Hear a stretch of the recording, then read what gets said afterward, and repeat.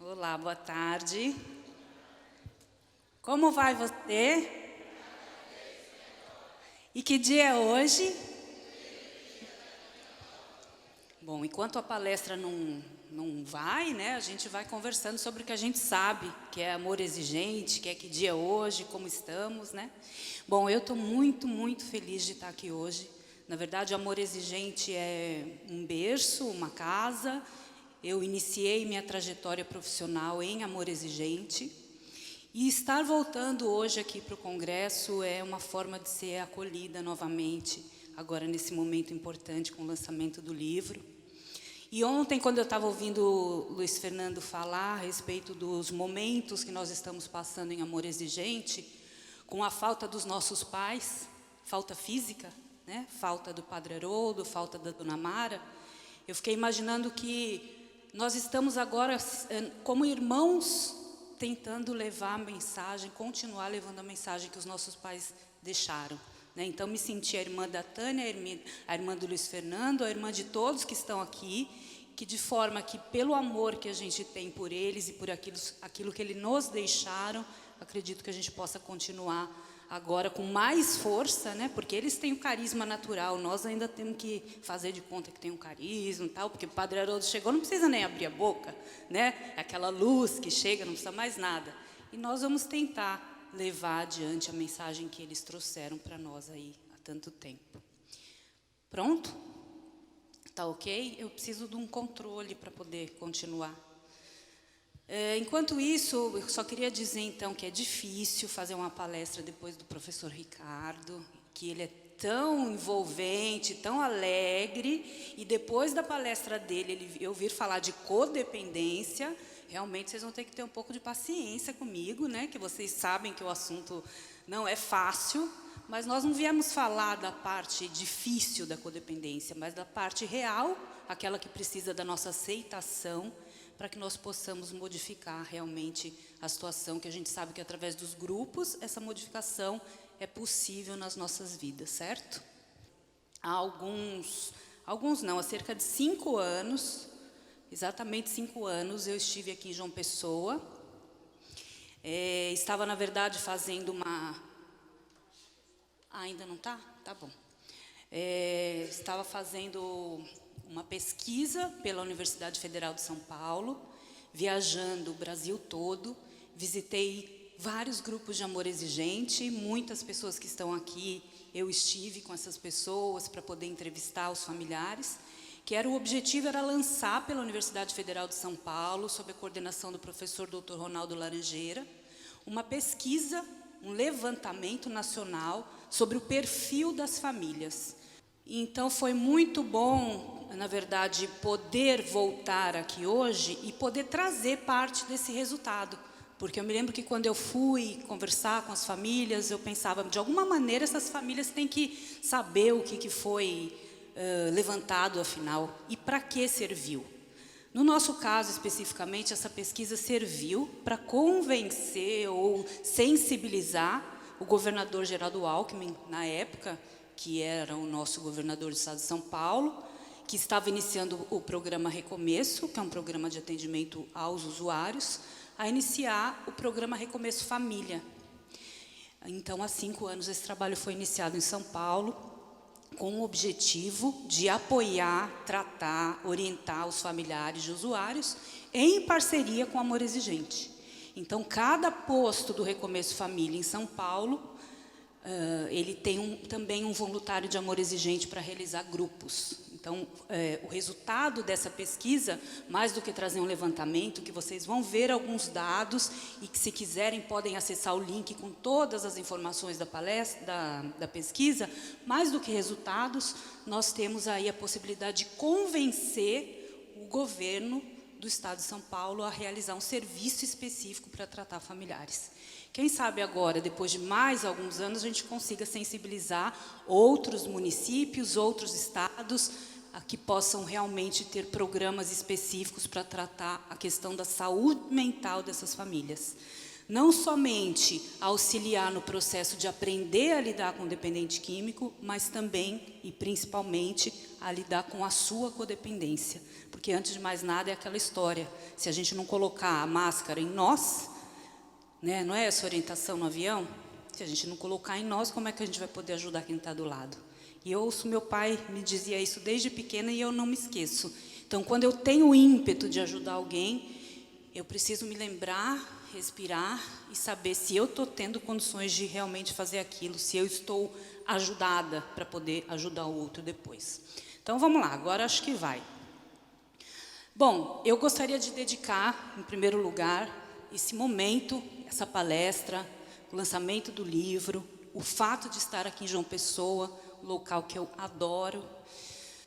Tânia, querida, que foi realmente quem fez com que as coisas acontecessem num prazo mais rápido, né? Porque quando nós escrevemos, no dia a dia profissional, a gente acaba sempre deixando o livro na gaveta. Ah, mais um pouquinho, mês que vem, ano que vem, e assim vai. Só que quando a Tânia me convidou para vir para cá, ela falou, mas é para lançar o livro. Eu falei, então agora eu vou ter que terminar, né? Então, sou muito grata a essa oportunidade de estar fazendo isso aqui. E aqui eu sou grata, então, e dedico esse momento especial da minha vida, que é um divisor de águas na minha carreira e na minha vida espiritual, aos 2 homens que eu tive como exemplo na minha vida. Ao meu pai, Ricardo, por acaso, meu pai chama Ricardo, viu, professor? Olha que coisa, nada é por acaso, né? E perdi meu pai há alguns anos, meu pai foi assassinado.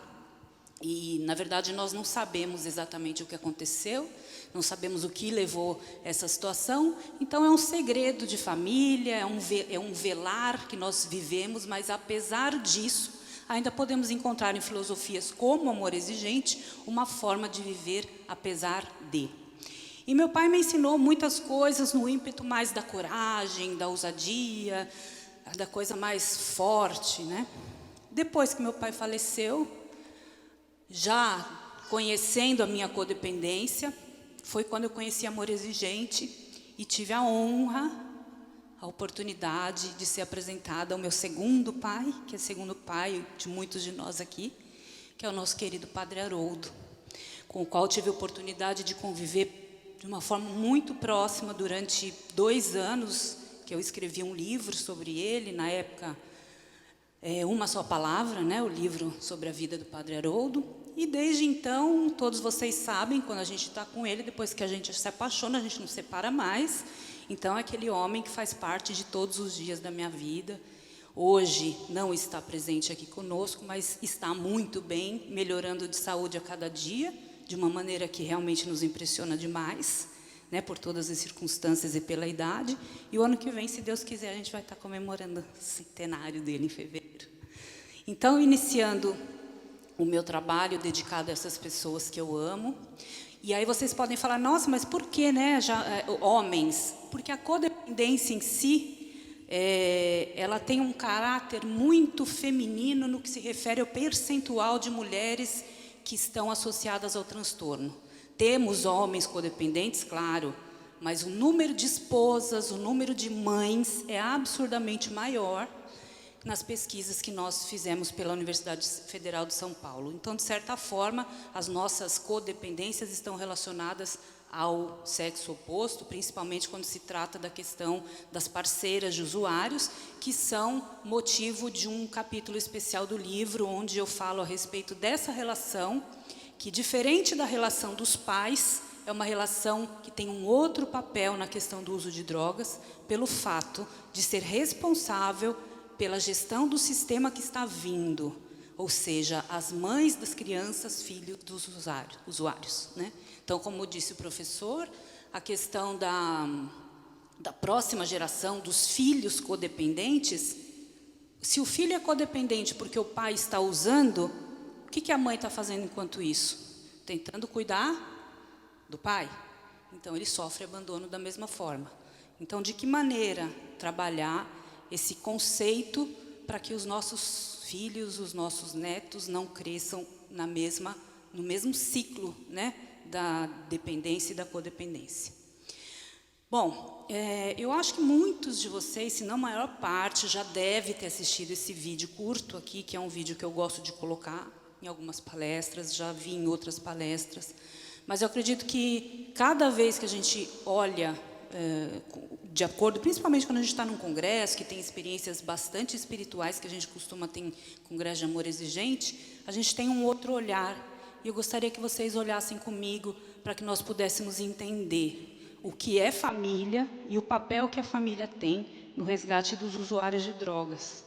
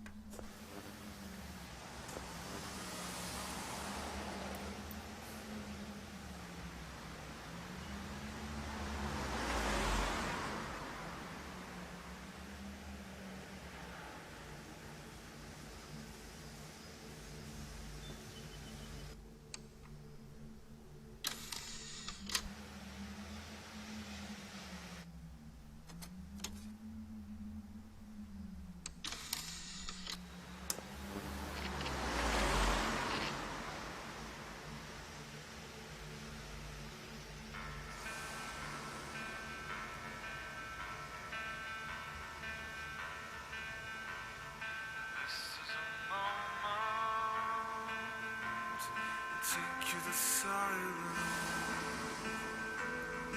This is a moment. Take you the silence.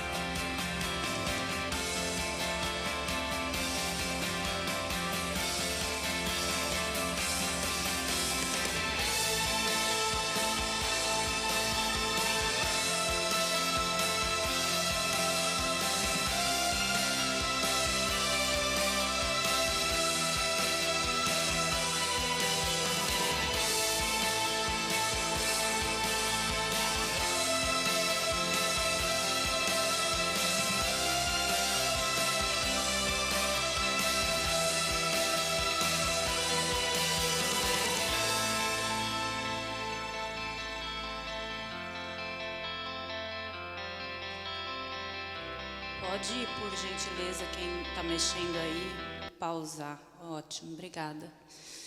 Eu não canso de ver, né? E toda vez eu choro um pouquinho que saia. Essa história, na verdade, ela mostra a nossa persistência ao longo do tempo em amor exigente.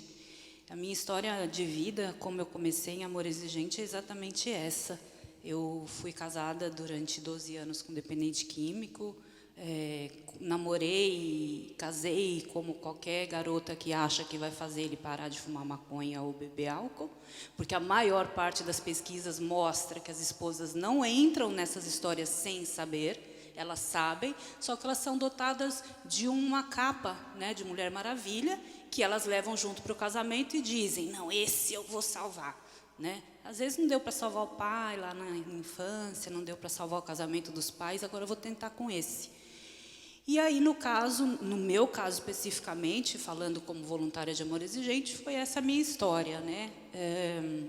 Hoje, o meu ex-marido, motivo aí da questão do nosso desafio em amor exigente, está em recuperação há 2 anos, mas a minha filha, né, fruto do nosso casamento na época, também vivenciou essas questões, que foi o motivo aí da necessidade da separação, para que ela não tivesse que perpetuar essa vivência. E hoje, depois de muito tempo, as coisas estão bem, e me remete quando ele dá um passo atrás, que o ursinho cai, a filha tenta, né? E ele ainda dá uma resistida, mas depois ele vai. Então, amor exigente é isso nas nossas vidas, a possibilidade de estar sempre tentando, independente do modelo de família que somos, porque família não é só o marido, a esposa e o filho, ou família não é só o laço consanguíneo, família são as pessoas que a gente escolhe para estar conosco, seja no mesmo núcleo familiar ou não, né? Hoje a família são laços de afetividade. Bom, então vamos falar um pouquinho sobre o que é codependência, que normalmente as pessoas me perguntam, mas Romina, codependência tem cura, codependência é doença, codependência é como a dependência química, é incurável, progressiva e fatal, né? Existem vertentes, principalmente nos grupos de apoio de anônimos, como CODA e etc., que defendem a codependência como um transtorno comportamental que pode sim ser progressivo, se não cuidado, como a dependência química, e pode sim acarretar doenças, e isso é provado através até das nossas pesquisas. Ela em si não é uma doença, mas ela pode vir a adoecer nos transtornos que a gente pode adquirir por meio da vivência estressante com o uso e abuso de drogas. Então, a codependência, quando nós falamos em conceito, ela ainda não é um conceito defendido ou definido pela, por exemplo, Organização Mundial de Saúde.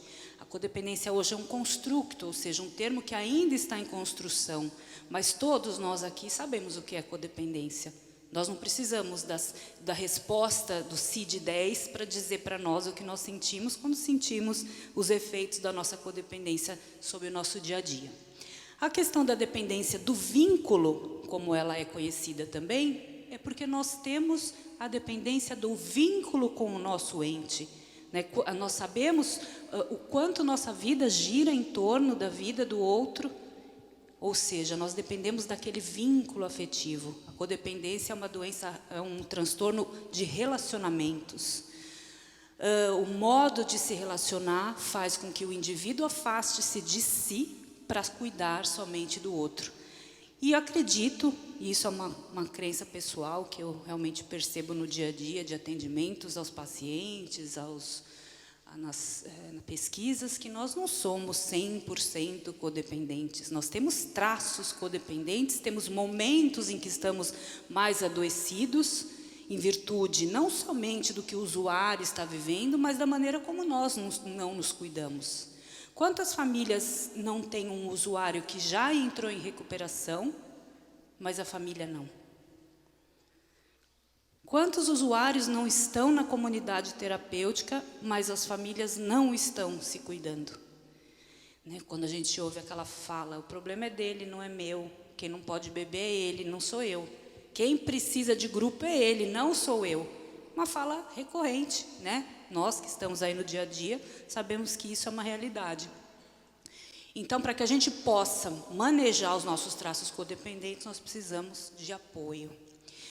A questão da origem, né, da onde vem, como ela se instala. Uma vez um pai perguntou para mim assim: Romina, eu virei codependente no dia que eu descobri que meu filho usava droga? Não, né? A codependência ela é um modo de se relacionar que ela já está enraizada através da nossa infância, da nossa adolescência e a maneira como nós nos relacionamos com as pessoas. Então, não é que eu descobri o uso e eu virei codependente. Ao contrário, justamente por alguns traços codependentes, eu posso ter facilitado o processamento da doença dentro do seio familiar. Então a família tem culpa? Não. A família tem responsabilidade. A partir do momento que ela não cuida da situação, ela também é corresponsável. Então, esses modelos, eles são adquiridos na infância e crescem conosco. Eles vêm através do que nós chamamos de padrões intergeracionais, ou seja, os padrões que vêm de outras gerações transmitidos para nós através dos comportamentos que nós observamos nos nossos pais, muitas vezes nos nossos avós. E quantas vezes a gente não diz assim: isso eu nunca vou querer fazer igual a minha mãe fez. Eu vou fazer completamente diferente. E, de repente, ao longo da vida, em algum momento, a gente se vê fazendo exatamente aquela mesma situação. E aí a gente sente raiva de si mesmo, etc. Por quê? Porque é um padrão intergeracional. Os padrões de geração em geração são passados porque são recursos que as famílias usam para poder lidar com as questões. A dependência química é um padrão intergeracional. Vocês devem saber e ver no dia a dia dos grupos que normalmente os usuários de substâncias têm outros usuários na família.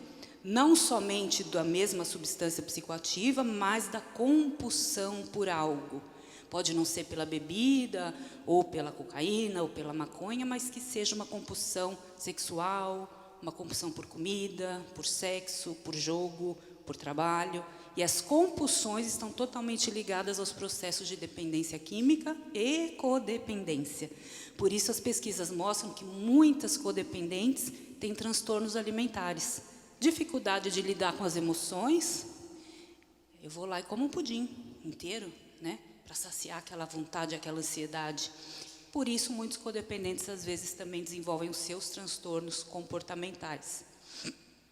Como eu disse, são recursos, né, passados de geração em geração, maneiras de lidar com um problema.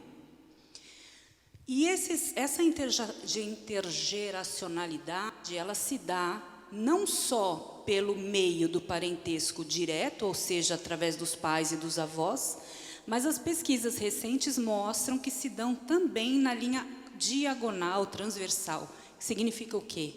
Que as esposas normalmente escolhem como cônjuges os homens com quem ela já tem alguma familiaridade.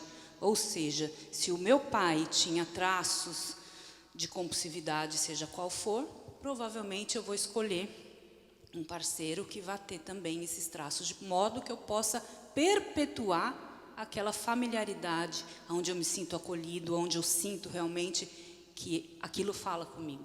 Então, por que aquela fala de sempre, acabou um casamento com um dependente químico, ele entrou em recuperação, e aí o que aconteceu?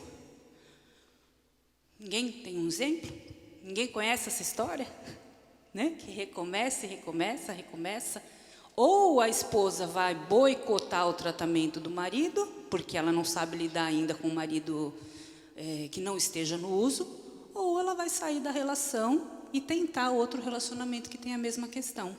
Então, não adianta a gente falar que a esposa, basta ela se separar que o problema dela está resolvido. Não, o problema dela, é a codependência, não é o outro que tem esse problema. Vai ser difícil, hein? Fazer uma maratona aqui.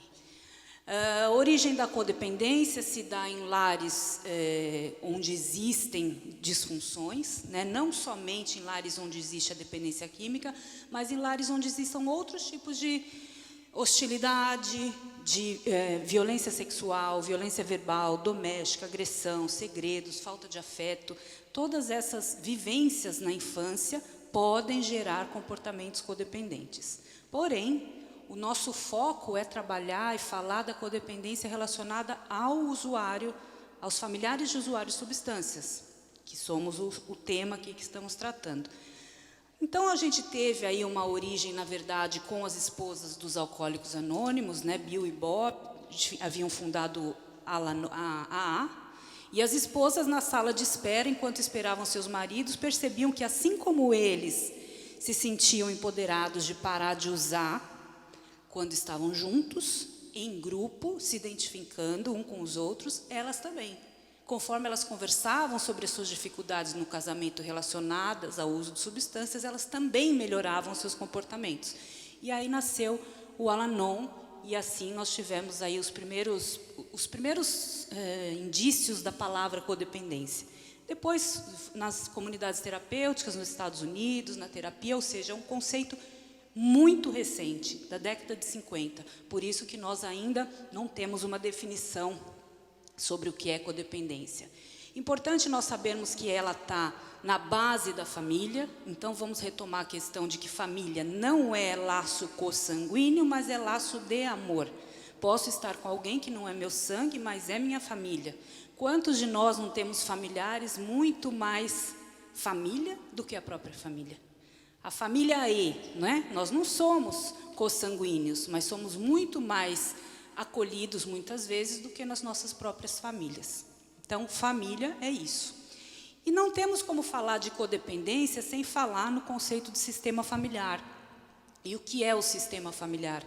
É um sistema aberto que influencia o meio, por ele é influenciado. Nada diferente do que vocês conhecem como o princípio do comportamento, que o comportamento de um afeta o outro e vice-versa. Isso aqui é o sistema, né? Em terapia familiar sistêmica, no conceito sistêmico, nós sabemos que o sistema familiar ele tem essa interação entre os membros, e tanto dentro do sistema como fora, ou seja, somos influenciados pelo que vem de fora.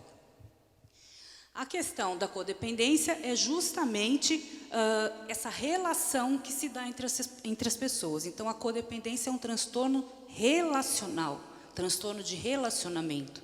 Se eu me isolo, eu não vou ter característica codependente, porque eu não estou em relação. Mas quando estou me relacionando, se eu não cuido, não olho, não interpreto, eu posso ter traços codependentes. A estrutura familiar, é importante a gente entender como funciona a estrutura de uma família. Normalmente as pessoas falam assim, eu vim de uma família desestruturada, por isso que eu sou assim. Na verdade, não existe família desestruturada, existe família disfuncional, né? Toda família tem uma estrutura, como ela deve ser, de forma que ela tenha saúde emocional. Porém, nem sempre as funções estão funcionando corretamente. Por exemplo, o pai, a mãe e o filho. Se o pai está em uso ativo, ele está desempenhando o papel de pai?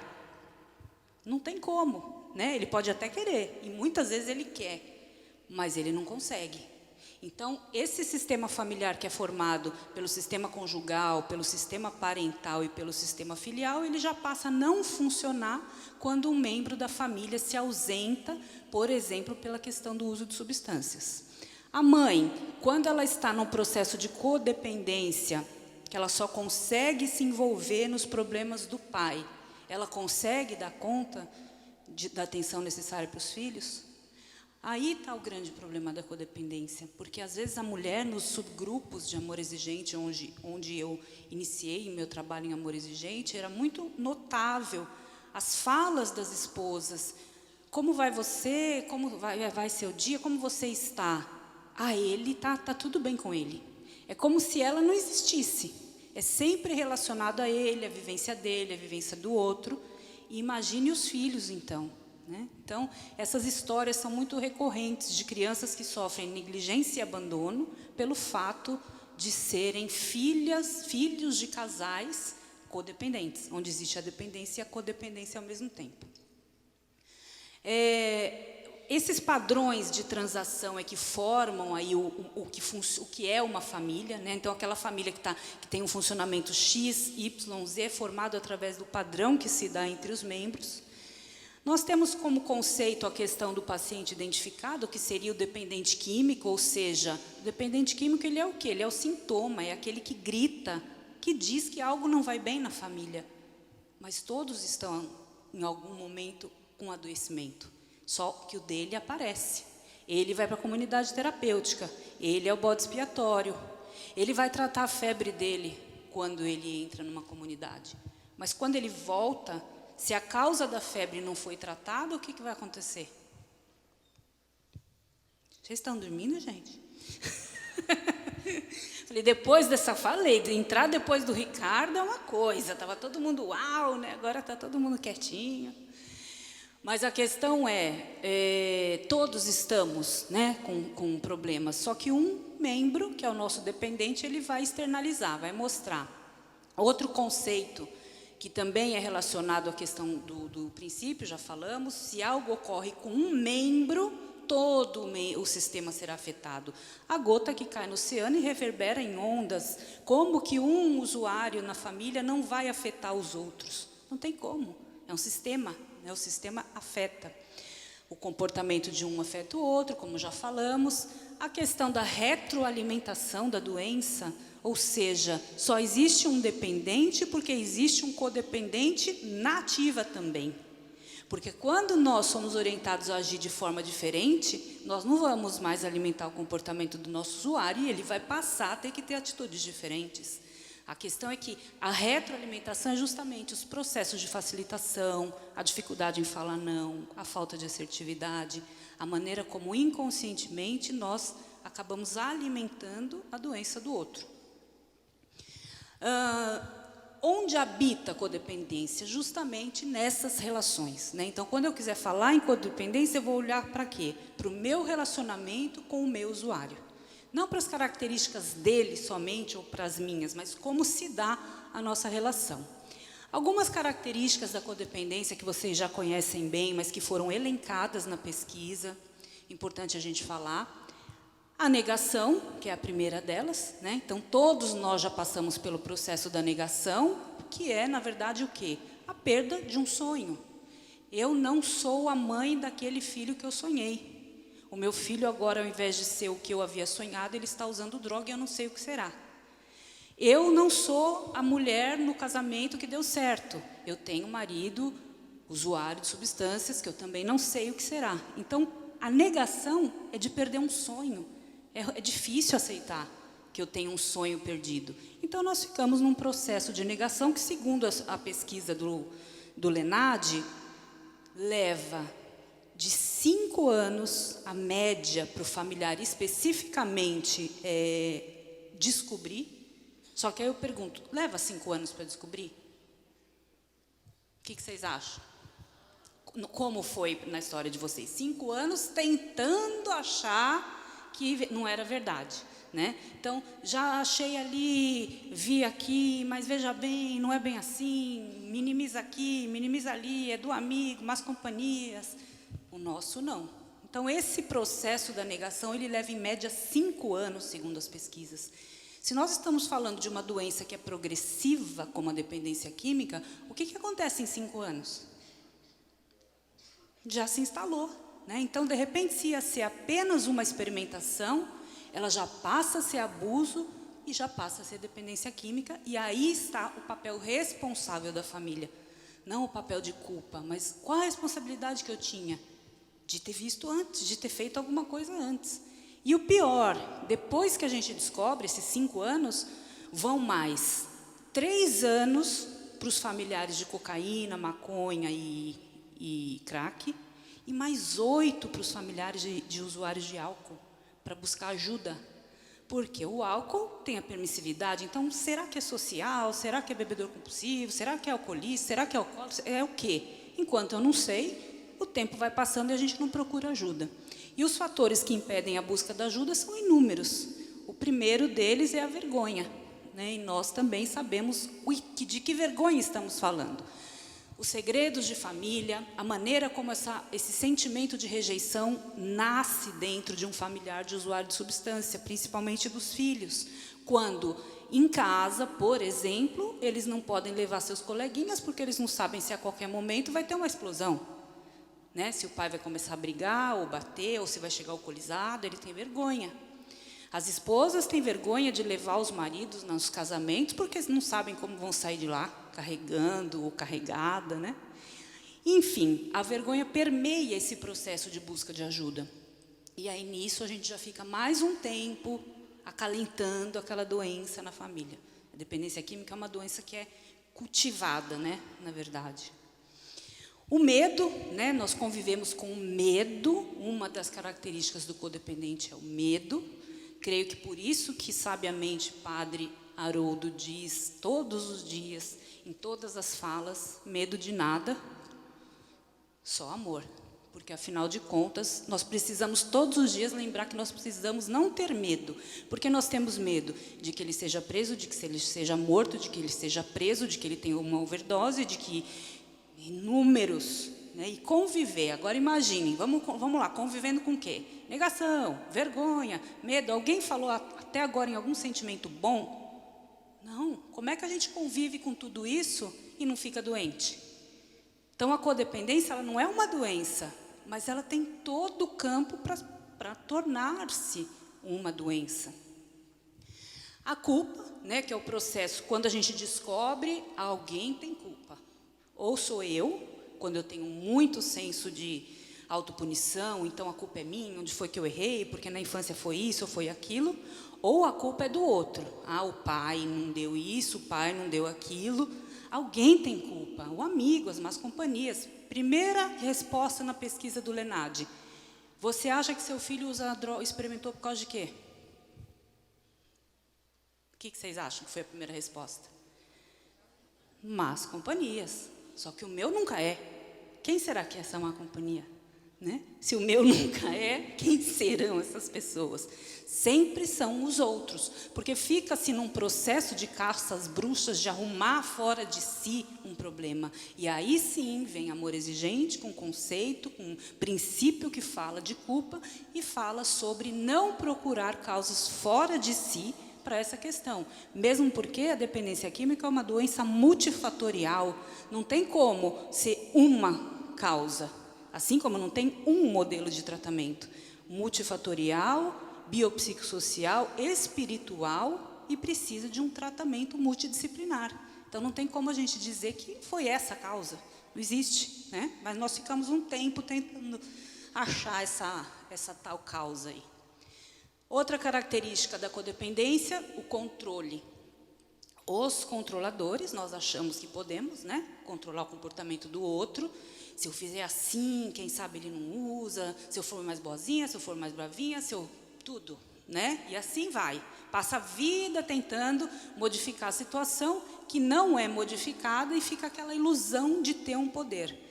E aí vem a oração da serenidade, vem o nosso trabalho em aceitar a nossa impotência e descobrir o que nós podemos modificar e não. O que temos que aceitar que somos impotentes e outras coisas que nós podemos agir. A raiva, que é outra característica, né, dos codependentes, são extremamente raivosos. E por quê? Porque são frustrados. Nós temos frustrações por não termos conseguido alcançar os nossos sonhos ou perder os nossos sonhos. Porém, a nossa raiva ela é ambivalente, com sentimento de culpa, com sentimento de pena. Quantas pessoas já não tiveram momentos de agredir seus filhos num momento de uso e dali a 5 minutos se arrepender de ter feito aquilo, sentindo pena? Essa ambivalência de sentimento que nós temos, eles também têm. Só que a ambivalência deles é, eu quero me tratar, não quero mais. Eu vou parar, não vou mais. Eu prometi, vou usar. E a gente não entende. Por que ele fala isso e não cumpre? Porque nós também falamos muitas coisas que nós não cumprimos, justamente pela ambivalência de sentimentos. Na pesquisa, nós tivemos alguns números, depois, como eu já disse, aqui não tem todos os dados, se vocês quiserem depois acessar a pesquisa completa, eu acho fundamental, principalmente pelo fato de ter sido feita, na maior parte, nos grupos de amor exigente.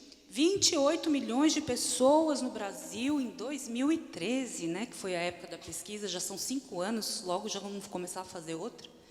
28 milhões de pessoas convivem com um dependente químico. sendo que essas experiências são essas que eu relatei para vocês. Os sentimentos elencados pelos familiares entrevistados são esses.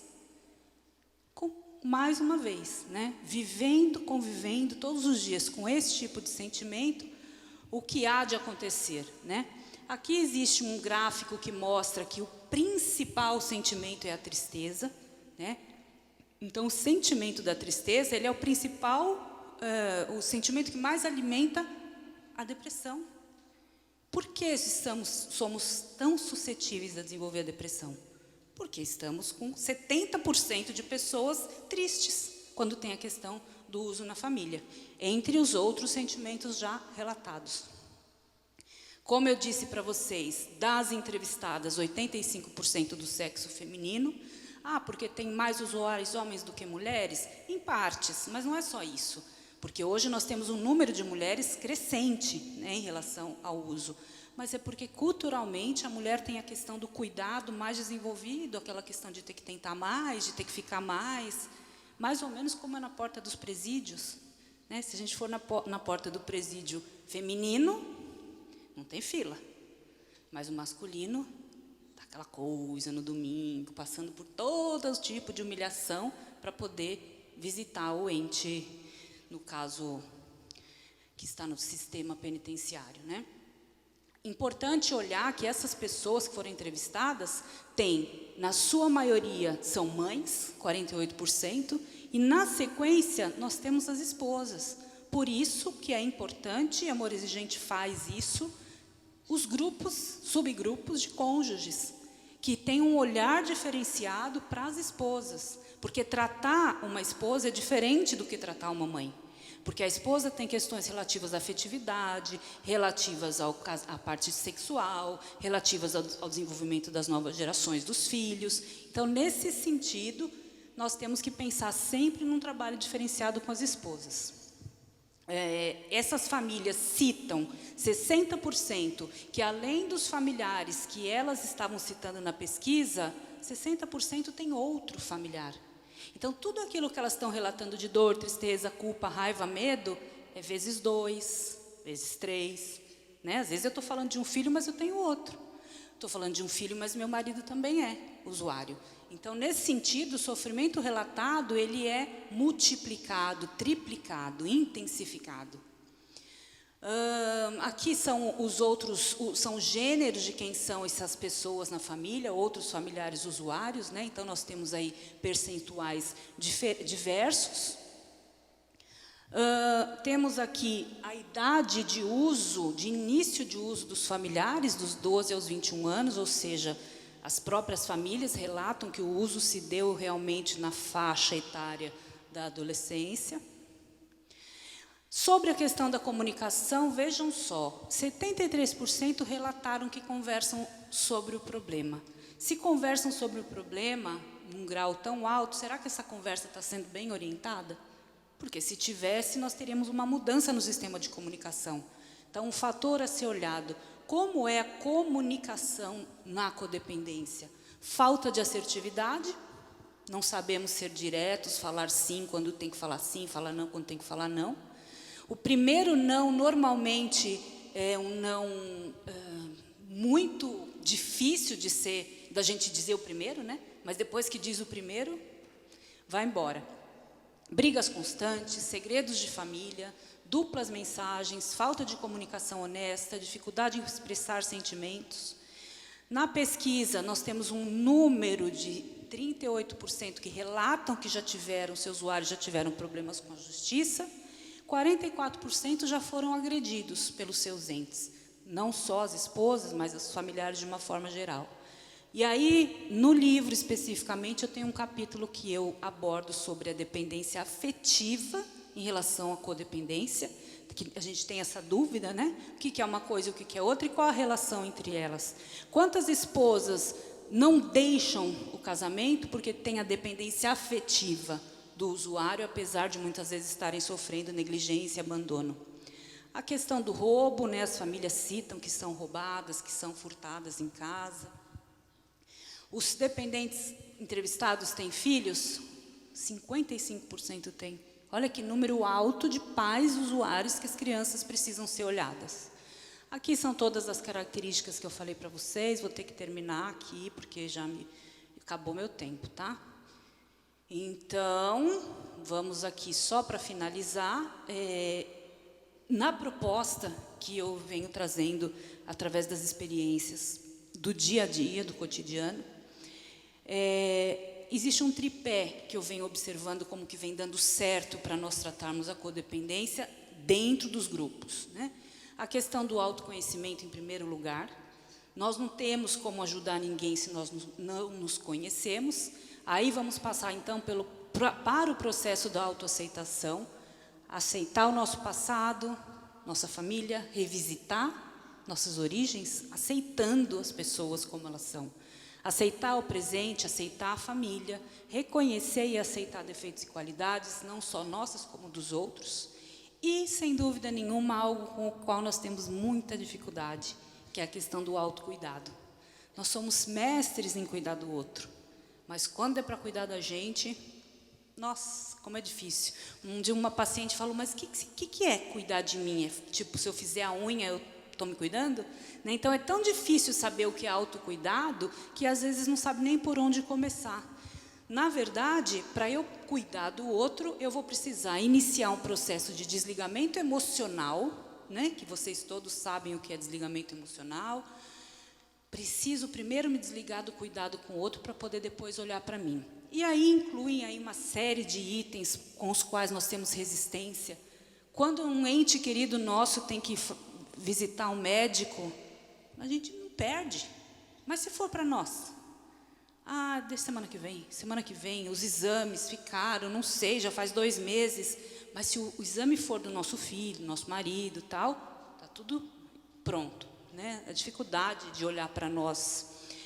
Precisamos redescobrir nossos prazeres perdidos na vivência com o usuário de drogas, não sabemos mais do que gostamos exatamente, não sabemos ter lazer. Normalmente o nosso lazer está associado a momentos sociais difíceis, com questões de uso, de abuso, então nós não sabemos mais o que gostamos.